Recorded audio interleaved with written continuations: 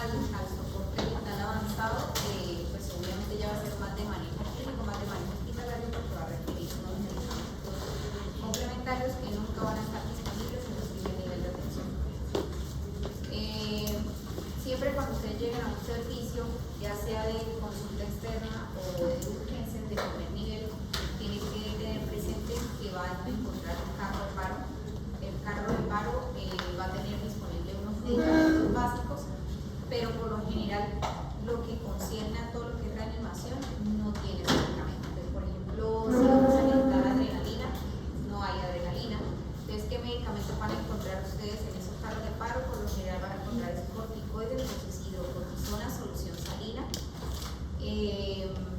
Obviamente, pues sí, debe un servicio tener un equipo de electrocardiograma, pero pues si estamos en un nivel apartado es electrocardiograma básico, entonces es importante la lectura del electrocardiograma, porque es la única manera como ustedes se van a defender sabiendo si se encuentran con un paciente de pronto de origen coronario, que lo van a ver en las causales de paro, si ese paciente va a ser reanimado, qué tipo de reanimación va a recibir o no.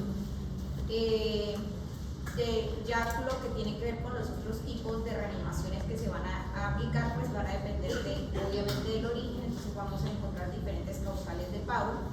Importante pues poderlo saber identificar de manera adecuada para darle el manejo respectivo, así que por favor estén atentos. Buenas tardes, pues hoy como la doctora lo estaba diciendo, vamos a hacer el tema correspondiente a reanimación cardiopulmonar. Mi grupo está conformado pues por Ariel Fernando Cabanzo, Adrián José y mi persona Humberto Daza. Pues tenemos como definición que la RCP es una técnica que va a salvar vidas y pues va a ser útil en muchas situaciones, como en los casos donde hay un ataque cardíaco, un ahogamiento o en las situaciones donde la respiración y los latidos del corazón se detengan. La Asociación Americana del Corazón recomienda que ante cualquiera de estas situaciones, cualquier persona puede iniciar la RCP. Pues tenemos que la diferencia entre hacer algo y no hacer nada puede ser la vida de una persona. En cuanto al componente de un sistema de atención, tenemos que estos componentes que lo van a estructurar. Empezamos que tenemos unas estructuras que van a estar conformadas por las personas, la educación y el equipo.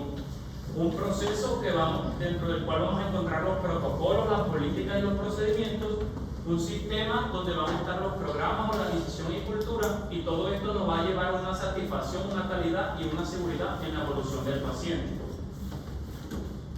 Tenemos una cadena de supervivencia en la cual vamos a encontrar un paro cardiopulmonar intrahospitalario y un paro cardiopulmonar extrahospitalario, y vamos a tener unos pasos a seguir.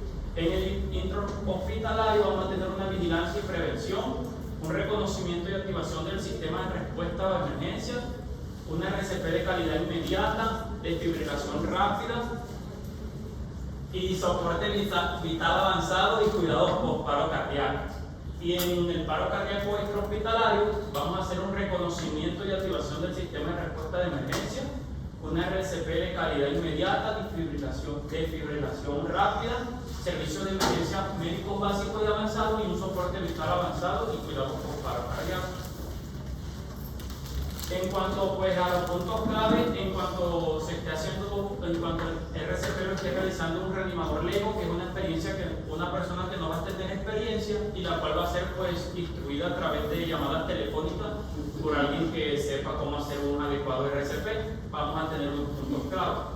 Como primero, pues la activación del sistema de respuesta a emergencia y el inicio de la RCP guiados por operadores telefónicos. Si el reanimador lego observa que la víctima no respira o no lo hace con normalidad, se recomienda una secuencia de CAB y no la que normalmente conocemos como ABC. Entonces vamos a tener que ver la circulación y vamos a empezar con presiones torácicas. Vamos a identificar si en la vía aérea hay pues cuerpos extraños o tratar de mantener la vía aérea con una apertura adecuada, a valorar la respiración y vamos a hacer las ventilaciones y en caso tal pues una desfibrilación. Vamos a hacer una secuencia recomendada para un solo reanimador de 30 compresiones y 2 respiraciones. Dentro de las características de una RCP de alta calidad, encontramos pues, que tiene que tener una frecuencia de entre 100 y 120, una profundidad mayor a 5 centímetros, pero que no sobrepase los 6 centímetros, y las dos manos van a tener que estar en el inferior del esternón, permitir una descomprensión torácica completa, reducir al mínimo las interrupciones y evitar la ventilación excesiva.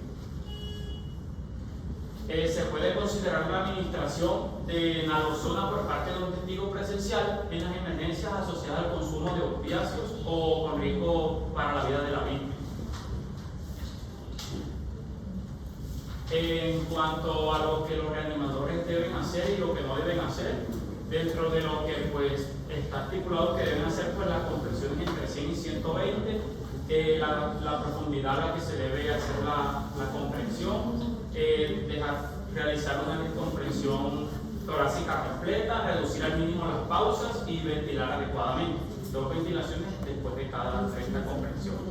Y lo que no se debe hacer es comprimir con una frecuencia menor a 100 o mayor a 120, comprimir más de 5 centímetros, una profundidad inferior a 5 o mayor a 6, apoyarse en el pecho entre compresiones, interrumpir las compresiones durante más de 10 segundos y proporcionar demasiada ventilación.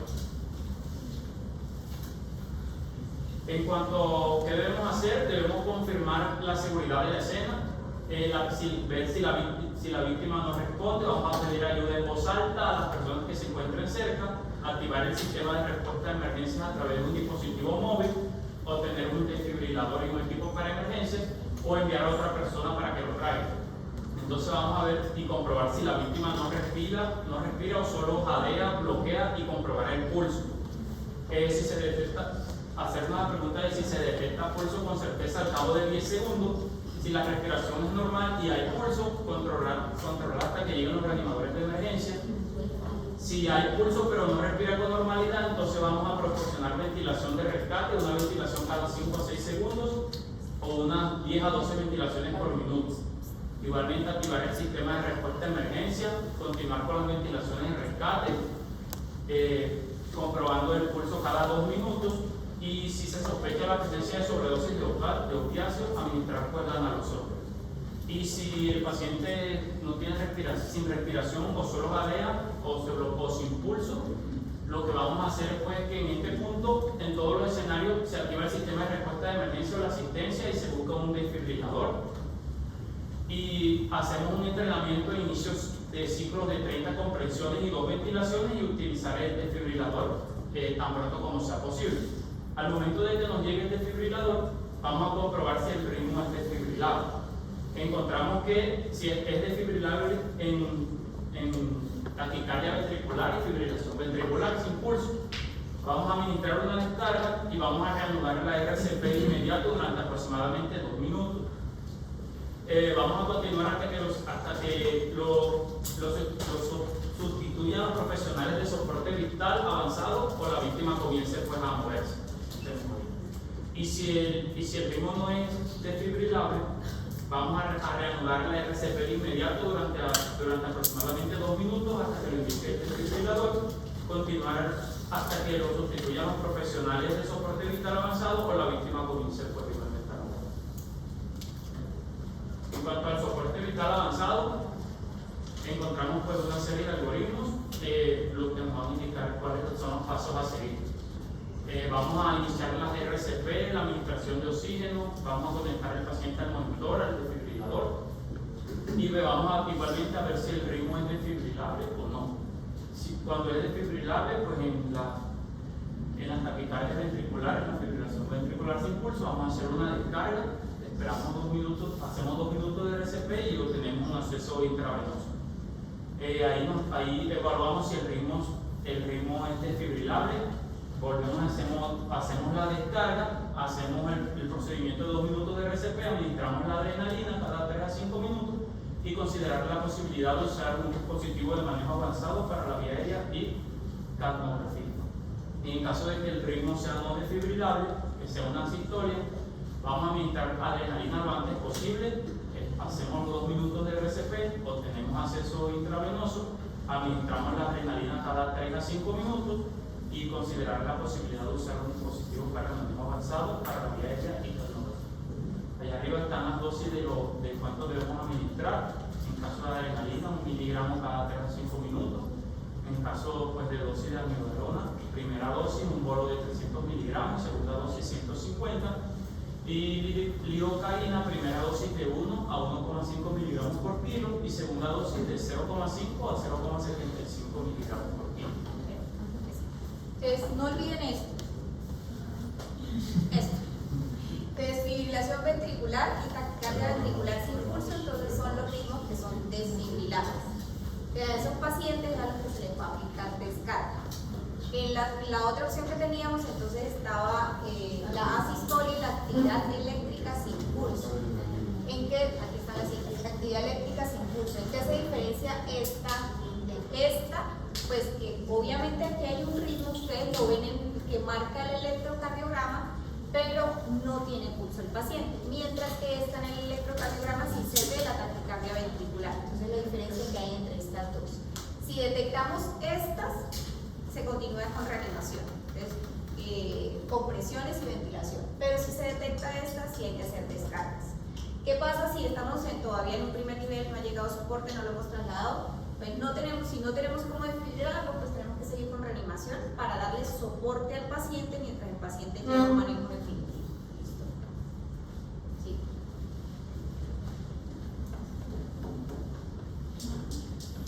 Pues, en el caso de que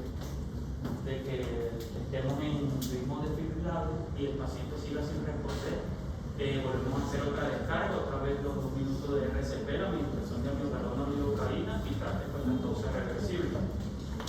Y en caso de que sea una asistolia o que el ritmo no sea desfibrilable y el paciente pues siga siendo no desfibrilable, hacemos los 2 minutos de RCP, trate las causas y ahí volvemos a evaluar si el ritmo es desfibrilable, pues vamos al paso 5, nos devolvemos, hacemos las descargas y en caso de que no, pues si no existen signos de retorno de circulación espontánea, vamos al punto 10 y 11. Y si existe pues el retorno de la circulación espontánea, ir al cuidado postparo cardíaco y considerar si es apropiado continuar con la reanimación. Allá tenemos los causas que son reversibles: hipovolemia, hipoxia, hidropunión, hiperpotasemia, hipotermia, tensión neumotórax, taponamiento cardíaco, toxinas, trombosis pulmonar y trombosis coronaria. Estas dosis. En cuanto a los cuidados postparos cardíacos, vamos a tener varios puntos claves. La angiografía coronaria de emergencia en pacientes que encontramos un ST elevado, en pacientes con inestabilidad hemodinámica o eléctrica sin elevación del ST. Todos los pacientes adultos comatosos después de un paro cardíaco deben someterse a un manejo específico de la temperatura, la cual debe estar entre 32 y 36 grados, mantenida después de forma constante durante al menos 24 horas. La prevención activa de la fiebre en pacientes comatosos después del mantenimiento de la temperatura específica es una medida relativamente benigna. No se recomienda el enfriamiento prehospitalario rutinario de pacientes con infusión rápida de líquido frío por vía intravenosa después del retorno de circulación espontánea. Vamos a prevenir y corregir de inmediato la hipotensión. Vamos a elaborar el pronóstico. Se recomienda que haya transcurrido al menos 72 horas de la finalización de la temperatura esperada. Cuando no se logra esto, se recomienda no elaborar el pronóstico antes de que haya transcurrido 72 horas. Todos los pacientes que entran en muerte cerebral o desarrollan un fallo irreversible del aparato circulatorio después del paro deberán ser considerados donantes de órganos. Y aquí tenemos pues, otro algoritmo, el algoritmo de atención post-paro cardíaco en adultos. Vamos a tener pues que si ya se logró la circulación espontánea, si ya se logró el retorno de la circulación espontánea, entonces vamos a manejar la vía aérea, la colocación temprana del tubo endotranquial, vamos a controlar los parámetros de ventilación, comenzando con 10 ventilaciones por minuto, una saturación parcial de oxígeno del 92 al 98%, y vamos a controlar los parámetros hemodinámicos, una presión arterial sistólica mayor de 90 milímetros de mercurio, una presión arterial media mayor de 65 milímetros de mercurio. Vamos a realizar un EKG de 12 derivaciones. Vamos a considerar la intervención cardíaca de emergencia si se presenta un infarto con elevación del ST, en caso de shock cardiogénico, Si requiere pues, asistencia circulatoria mecánica, vamos a seguir las instrucciones. Se siguen las instrucciones cuando el paciente está comatoso y pues necesitamos pues, una temperatura, mantener una temperatura esperada. La obtención de un TAC cerebral, monitoreo del encefalograma, otros tratamientos críticos. Y si el paciente está despierto, vamos a tener otros tratamientos críticos. Vamos a evaluar y tratar rápidamente las etiologías reversibles, incluyendo pues, la asesoría de expertos para el tratamiento continuo. Ahora pasamos con la parte de ritmos. Vamos a tener como definición de ritmo todo ritmo que no sea sinusal. El ritmo sinusal va a tener las siguientes características: una frecuencia cardíaca entre 60 y 100 latidos por minuto. Una onda P siempre va a ir antecedida del complejo QRS, antes del complejo QRS, y siempre va a ser positiva en D2 y negativa en ABR. Vamos a tener que el intervalo PR siempre va a ser entre 0,12 y 0,2 segundos. Y el intervalo RR puede ser, tiene que ser regular. En caso de que no se encuentre igual, se viene siendo un intervalo irregular. Bueno, pasamos con taquicardias. Se pueden clasificar en aquellos de QRS estrecho y aquellos de QRS ancho. Aquellos de QRS ancho van a tener mayor a 0,2 segundos. En los estrechos vamos a hablar de los datos regulares, definidos por la RR, el intervalo. Tenemos la taquicardia sinusal, que vamos a tener una frecuencia mayor a 100 latidos por minuto en un patrón sinusal. El PR va a ser normalmente, como yo lo dije, estrecho. Vamos a tener la P ante todos los complejos QRS, y cada complejo QRS va a ser menor a 0,12 segundos. La taquicardia auricular, vamos a tener que la frecuencia va a ser entre 100 y 240 latidos por minuto. La onda P se va a estar definida. La P tiene una homología y es eléctrico diferente a la onda P sinusal, que va a ser, por ejemplo, aquí que se encuentra invertida. Que no debe encontrarse invertida en D2. Vamos a tener que el QR va a ser estrecho, a no ser que haya un bloqueo de rama que siempre tiende a extender el QRS o hay una aberración. En el caso de la taquicardia supraventricular paroxística, vamos a tener que la frecuencia va a ser entre 150 y 250 latidos por minuto. La onda P casi nunca se va a observar, como están viendo. Los complejos QRS van a ser estrechos y el RR va a ser regular. En el filtro auricular vamos a tener que va a ser un ritmo regular con frecuencia cardíaca en torno a los 300 latidos por minuto. La ausencia de onda P va a estar presente, se va a observar solamente la onda N, que va a ser el diente de cierre. Vamos a tener que los complejos QRS van a ser similares en el EKG normal, salvo que hay una aberración. En el caso de las irregulares, complejo estrecho, vamos a tener la fibrilación auricular. Vamos a tener que el RR va a ser totalmente irregular, pero va a ser para una ausencia de onda P. Vamos a tener que el QRS va a ser por frecuencia similar al complejo QRS del ritmo sinusal. En la taquicardia auricular unifocal vamos a tener que la frecuencia va a ser entre 100 y 120 latidos por minuto. Va a haber importante la variación de la autonomía de la onda P, y se va a observar por lo menos 3 siluetas de onda P, y la mayoría de las ondas P se van a transmitir a los ventrículos. En el caso de los complejos QRS anchos, vamos a tener que los regulares, vamos a empezar con la taquicardia ventricular. Vamos a tener que el ritmo va a ser regular, pero con QRS ya mayor a 0,12 segundos, una frecuencia que tiene entre 150 y 220 latidos por minuto, y una ausencia de onda P.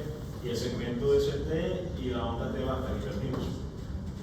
En el caso de los regulares, vamos a tener la fibrilación ventricular, que van a haber dos tipos. En general va a ser una ondas irregulares muy rápidas sin ninguna definición. No se va a tener el QRS observable y tampoco la onda P. No va a haber una medida de base normal o variable.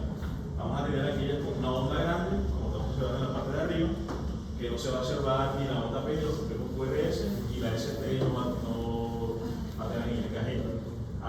Pero si va a responder la descarga eléctrica con desfibrilador. Vamos a tener aquellas de onda pequeña, que van a ser el mismo de 5 kilómetros de altura y no responde a descargas eléctricas, la diferencia de la anterior. Y ahora, como algoritmo de tratamiento, vamos a tener que se va a evaluar si la frecuencia cardíaca es adecuada para el estado clínico, y la frecuencia cardíaca por lo general va a ser, tiene que ser igual o menor a 150 minutos de arritmia. Se va a identificar si hidratar la causa subyacente, se va a tener la vía aérea permeable, se va a cuidar la ventilación según sea necesario, se va a administrar oxígeno en caso de hipoxemia, se va a colocar un monitor cardíaco para identificar el ritmo y el monitor de la presión arterial y la oximetría. En caso de que la taquicardia presente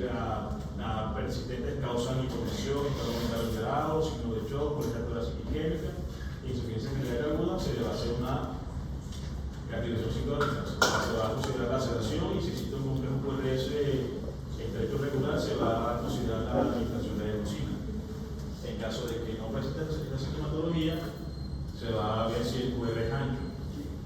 Y si es así, se va a colocar un acceso intravenoso, se le va a hacer un EKG de 12 derivaciones, si estuviera disponible, también se va a considerar la administración de adenosina, solo si es regular o monomórfica, se considera la infusión de antialérgico y también se va a considerar la posibilidad de consultar a un especialista.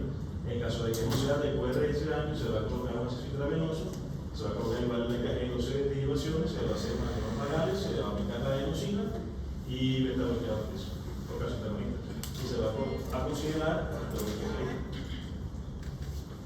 En relación a la bradicardia, pues, el concepto de nombre dice que básicamente el globo del corazón está disminuido. Normalmente se ve que hay una frecuencia cardíaca disminuida o menor de 60 latidos por minuto. Con eso, bueno, los ritmos son extremadamente vistos porque hay diferentes clasificaciones en base del grado variando el grado. Porque algunas veces en algunas bradicardias va a tener una clorera más estrecha o un pico más ancha. Bueno, lo que principalmente para identificar un tipo de bradicardia es la variación en las ondas P. Que algunas de las fuerzas humanas antes de los complejos QRS no pueden estar extendidas o pueden estar cambiadas lógicamente.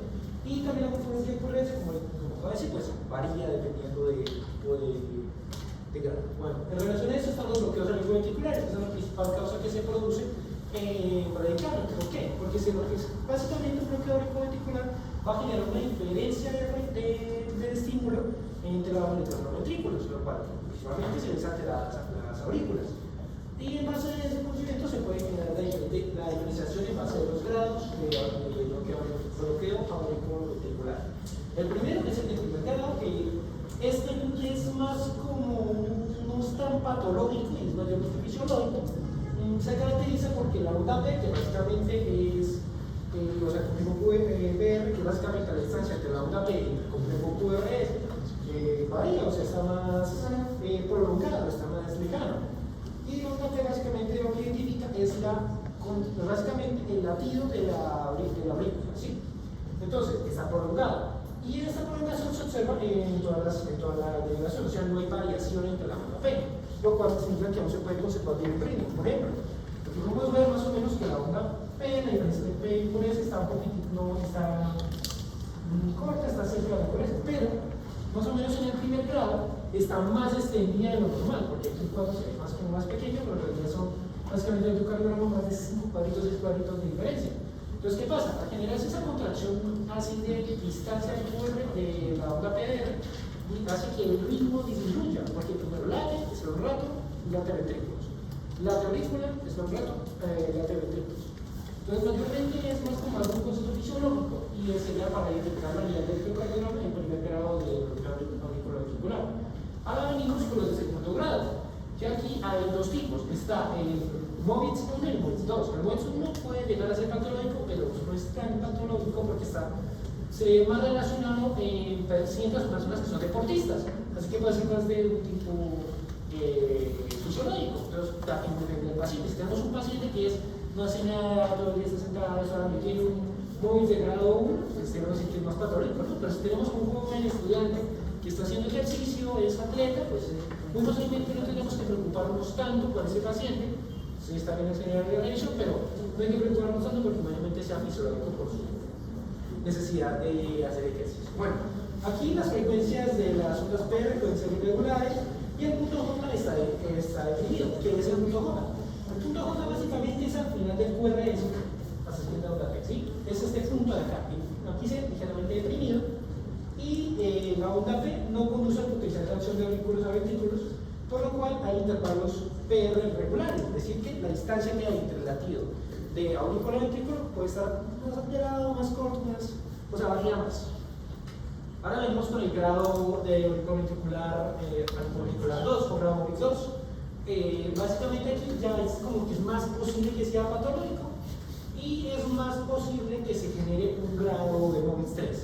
En este caso ya hay que es más difícil, digamos, diagnosticarlo porque es más como una antesala o MOVITS 3 que ya es, porque depende del bloqueo, porque hay dos tipos de bloqueo en los bloqueos auriculoventriculares.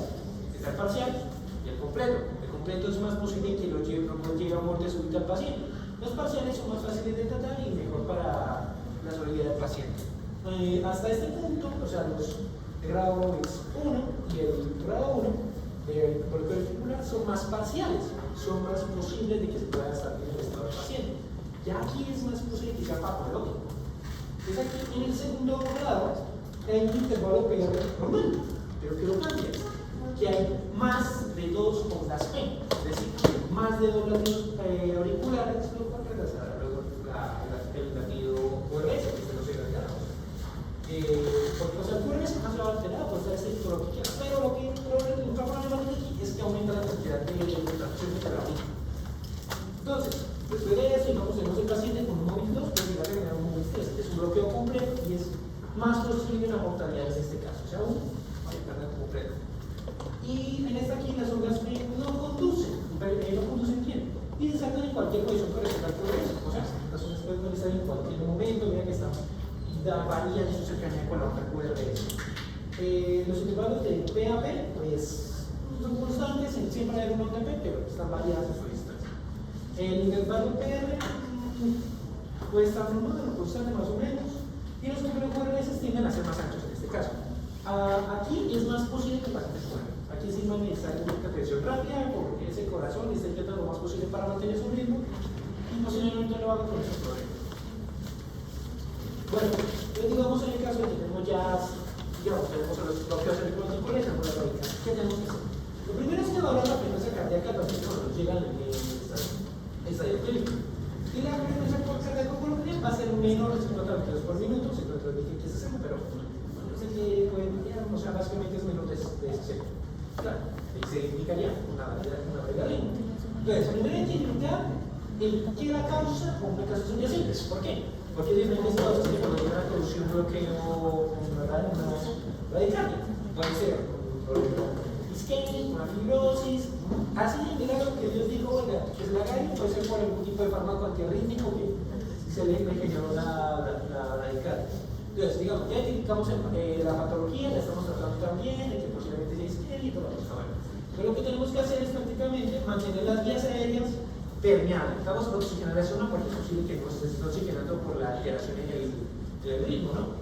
Además de eso, administrar oxígeno, indicar cuando el paciente esté hipoxémico, o sea, la saturación de oxígeno está baja. Y también hay que poner un monitor cardíaco para identificar su ritmo. Y un monitor de la presión arterial y la oximetría. Poner bien claro los amigos. Y el electrocardiograma de 12 generaciones si está disponible, si no, se recomienda que se retrase la terapia porque no hay que llegar a el estado de la. Entonces, listo, si son las cosas, se identificó el paciente, bradicardia, todo. Entonces hay que revisar si tiene una bradiarritmia persistente y qué la causa. Digamos, miramos, y no tiene una bradiarritmia persistente, pero lo que tenemos que seguir con un monitoreo y seguirlo mirando a cómo evoluciona el paciente y si se mejora con el tratamiento. Entonces, ¿qué se mira? Digamos si lo tiene, ¿qué se mira que lo que puede llegar a tener el paciente? Se mira si el paciente está hipotenso, si está en un estado mental alterado, está choqueado, tiene una molestia torácica, un dolor aquí en el pecho, es posible entrar en gran estrés, porque el gran estrés ya tiene una molestia isquémica y está muy avanzada, corre porque se nos puede decir un momento de él. Y también tiene una insuficiencia cardíaca. Entonces, digamos, sí, tiene algunos de sus síntomas y se confirma una radicardia persistente de su causa. Entonces, ¿qué es lo que se hace una vez? Avisar de la atrofina. Si la atrofina no llega a funcionar, se le tiene que hacer un marcapaso transcutáneo. ¿Por qué? Porque, a ver, estamos viendo que la diferencia entre el aurículo y el ventrículo están alteradas y no hay un buen ritmo. Entonces, ¿por qué sigue latiendo el corazón si no hay una buena conexión con estos? Pero así es el marcapaso natural del corazón, el nódulo sinusal. Entonces, ¿qué pasa? No está funcionando, que ese nódulo está recibiendo toda la carga del proceso de ritmo. Entonces, pero no lo puede hacer solo, no va a poder hacer solo y el momento va a fallar. Entonces, es recomendable para que no se le dañe ese nódulo, pues se le pone un marcapasos para que se mantenga el ritmo estable. Y también se le infunde un buen nivel de adrenalina. ¿Por qué? Está radicando. Tenemos que aumentar el ritmo porque es necesario para que haya una buena perfusión de sangre en el cuerpo. Entonces, se le aumenta el marcapasos transcutáneo, la hormona, la adrenalina, listo, se le hace todo, se está mejorando. Pues bueno, se da el siguiente paso, se ve que hay respuesta al tratamiento. Ahí es cuando uno de nosotros como médicos generales lo consultamos a un experto, mayormente en los casos que son traumatológicos, y se le pone un marcapasos anterior. en relación al tratamiento, la Sociedad del Corazón Americana, en 2020, hizo ligeros cambios al momento de tratar este tipo de pacientes, como cuál es la alteración del algoritmo. Por ejemplo, digamos hablando de las dosis de la atropina. La atropina dice que un bono de 0,5, que se necesita cada 3 a 5 minutos, máximo de 3 miligramos. En relación a la dopamina, que es de difusión intravenosa, pues tiene que ser 2,20, sí, bueno, pero primeramente encontramos la atropina, que es la primera que le ponemos al paciente a generar este tipo de problemas. Aquí dice 0,5, pero según la Asociación del Corazón Americana, dice que hay que cambiar en vez de 0,5 a 1 miligramo de atropina. O sea, hay que tener cuidado porque puede estar un poquitico alterado el algoritmo. Obviamente, entonces de primera idea, atropina, la dosis de dopamina cambió de 2,20 a 5,20 mcg por kilogramo. Hay que identificar que cada caso subyacente se cambió por considerar las posibles causas de hipoglucemia y toxicológicas. ¿Por qué? Porque ha aumentado la posibilidad de que los antiarrítmicos produzcan la bradicardia y el bloqueo auriculoventricular. Y también si tiene una causa hipoxémica, por digamos una patología isquémica congénita o por el estilo. Entonces hay que, en vez de mirar por si la causa y tratarla, mirar sus posibles causas hipoxémicas y toxicológicas, porque hay muchas cosas que generan una bradicardia y que ahora mismo hay que bueno radioprevención. En la atropina, como estamos viendo, el marcador suprapuntero tiene O para la dopamina adrenalina, o sea, tiene que ponerse O, porque no sé si me voy a poner las dos. O sea, está bien, queremos aumentar el ritmo cardíaco, pero no le podemos poner las dos, le podemos generar un gran daño con eso. Y luego, en cambio, es algoritmo relacionado a taquicardia, que es lo que anteriormente mencionó Mariana, es que hay que hacer un movimiento del acceso intravenoso y electrocardiograma de 12 irrigaciones al paso 2. O sea, antes que señalar algoritmo, o sea, un poquito más antes, tenemos que plantear ese vamos a paciente con taquicardia, hay que poner una isla intravenosa y electrocardiograma. Se añade un nuevo recuadro en este caso el algoritmo, que es para la taquicardia refractaria. Saber qué hacer si la cardioversión sincronizada no funciona, pues la taquicardia con QRS hecho no se con infusión de adenosina o antiarrítmico. Y se ha eliminado la recomendación de dosis de energía para cada tipo de taquicardia. Muchas gracias.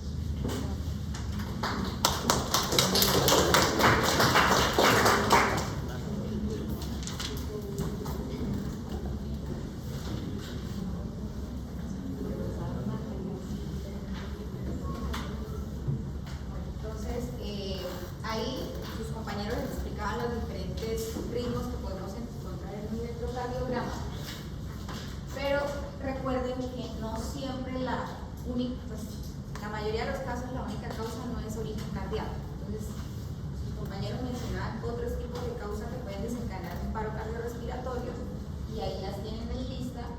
En cuanto a la hipoxia, una de las principales tiene que ver con la obstrucción de la vía aérea. Por eso cuando hacemos RCP, lo primero que se debe observar es cómo está la vía aérea del paciente, si está permeable o no está permeable. ¿Con qué fin? Que si ustedes observan que hay obstrucción de la vía aérea, ¿cuál es el manejo? No se le va a instaurar de una vez compresión y ventilación, sino desobstruir la vía aérea.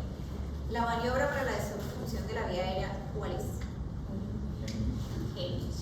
Entonces, dependiendo obviamente del paciente, pues la maniobra va a cambiar, pero básicamente es la compresión a nivel por debajo del esternón. Entonces el que va a hacer la desobstrucción de la vía aérea se va a ubicar detrás del paciente, mano en puño, con el dedo pulgar en esa dirección, ligeramente hacia arriba, y con la otra mano va a empujar. Entonces, de tal manera que genere compresión de aire para expulsar el objeto extraño. Si no responde, si el paciente no responde, a pesar de que se hagan múltiples intentos para desobstruir la vía aérea y se observa que el paciente presenta un síncope, ya, pues obviamente ya está desencadenando una hipoxia, entonces ahí sí empezamos a hacer reanimación. Entonces empiezan a hacer compresiones, ventilación y se vuelve y se intenta maniobra para ayudar a desobstruir la vía aérea. Entonces, eso ante un paciente adulto. Si tenemos una mujer embarazada, entonces recuerden que la maniobra va a cambiar pues, por la altura del útero. Entonces lo que se hace es descender, si es un estado de embarazo avanzado, se desciende el útero y se hace la compresión de tal manera que no vayamos a hacer la compresión sobre el útero de la paciente. Si estamos ante pacientes pediátricos, entonces ¿en qué va a variar? Pues depende de la edad del paciente pediátrico. Si es un paciente, si es un infante, nos vamos a poner a la altura del paciente. Entonces nos inclinamos y lo mismo, la maniobra no cambia. Si es un paciente lactante, entonces ahí sí va a cambiar la maniobra y lo vieron en pediatría. Y lo vamos a ubicar y con la palma, con esta región de la palma, entonces hacemos golpe en la parte dorsal, para que el paciente expulse.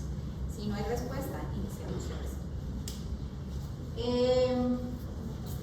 Obviamente, si observamos que el paciente tiene una hipovolemia, pues está perdiendo, tuvo un accidente, está perdiendo sangre, pues hay que reponer líquidos para recuperar la volemia. Entonces ahí, pues ese es el manejo que se va a hacer. Ya cuando pues estamos en el medio hospitalario, pues ya podemos observar otros tipos de causas, pues se le va a dar el manejo específico para ayudar a que el paciente salga. Pero básicamente lo primero que vamos a ofrecer pues es una reanimación cardiopulmonar básica y vamos a empezar a buscar cuáles son los posibles causales. Eso como aviso. ¿Listo? ¿Alguna pregunta para sus compañeros?